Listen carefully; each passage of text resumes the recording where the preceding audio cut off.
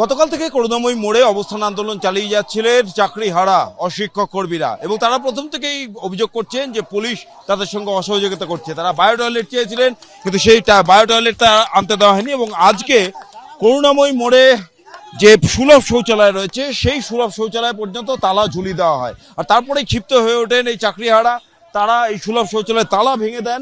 সে তালা ভেঙে এখন সেই তালা খুলে তারা সেই সুলভ শৌচালয় ব্যবহার করবেন বলে জানিয়েছেন এবং তারা অভিযোগ করছে যে তারা বায়ো টয়লেট আনতে চেয়েছিলেন, কিন্তু সেই বায়ো টয়লেট পুলিশ রাস্তায় আটকে দিয়েছে, বায়ো টয়লেট আনতে দেওয়া হয়নি। এমনকি আশপাশের যে সমস্ত দোকানগুলি রয়েছে সেগুলোও বন্ধ করে দেওয়া হয়েছে। তারপরেই আজকে সকালে যখন করুণাময়ী মোড়ের এই সুলভ শৌচালয় সেটা তালা দিয়ে দেওয়া হয় দুপুরবেলায়, তারপরেই কিন্তু ক্ষিপ্ত হয়ে ওঠেন এই চাকরি হারা অশিক্ষক কর্মীরা। তারা একেবারে তালা ভেঙে দিয়ে এই সুলভ শৌচালয় সেখানে ঢুকলেন।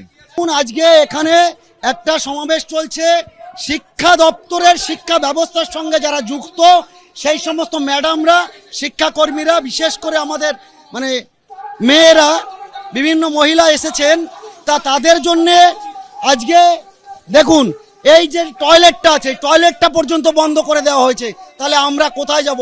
আজকে আমরা যেখানে বলছে আমাদের সিএম বলছেন যে স্বচ্ছ বাংলা, তাহলে আমরা যদি এখানে টয়লেট করি রাস্তার উপরে দাঁড়িয়ে, সেটা কি স্বচ্ছ বাংলা হবে?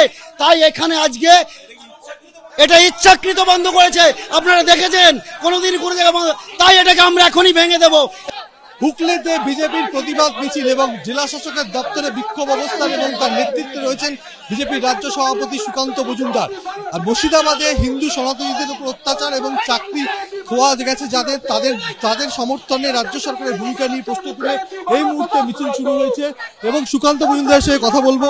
আজকে কি কারণে আজকে আপনাদের জেলা শাসকের দপ্তর? দেখুন, আজকে আমরা হুগলিতে ডিএম অফিস অভিযান করছি, এরকম প্রত্যেক জেলায় অভিযান হচ্ছে। আমাদের দাবি মমতা বন্দ্যোপাধ্যায়ের পদত্যাগ, কারণ সুপ্রিম কোর্টের আদেশ প্রমাণ করে দিয়েছে যে মমতা বন্দ্যোপাধ্যায় চাকরি চুরি করেছেন। আজকে শিক্ষকরাও আচার্য সদনের সামনে, এসএসসি অফিসের সামনে স্লোগান তুলেছে, চোর চোর চাকরি চোর, মমতা চাকরি চোর। গোটা রাজ্যের মানুষ সেটা বিশ্বাস করছে। তো স্বাভাবিকভাবে এই পরিস্থিতি, যেখানে একদিকে চাকরি চুরি, অন্যদিকে হিন্দুদের উপর আক্রমণ মুর্শিদাবাদে, এবং হিন্দুদের জীবন রক্ষা করতে পারার ব্যর্থতা, মমতা বন্দ্যোপাধ্যায়ের আর নৈতিক অধিকার নেই তার পদে বসে থাকার। সেটা মমতা বন্দ্যোপাধ্যায়ের পদত্যাগের দাবিতে ভারতীয় জনতা পার্টি জেলায় জেলায় এই ধরনের আন্দোলন করবে। গতকাল থেকে রাতভর আচার্য সদনের সামনে শিক্ষকরা অবস্থানে রয়েছেন এবং গতকাল শিক্ষকদের উপর পুলিশের সঙ্গে ধস্তাধস্তি পর্যন্ত হয়েছে।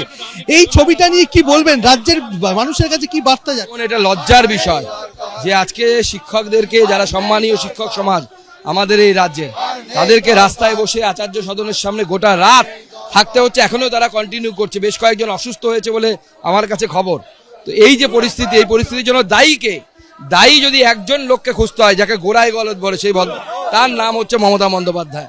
এই মমতা বন্দ্যোপাধ্যায়কে উৎখাত না করা পর্যন্ত বাংলার যুব সমাজের আগামী দিনে কোনো দিশা দেখতে পাবে না।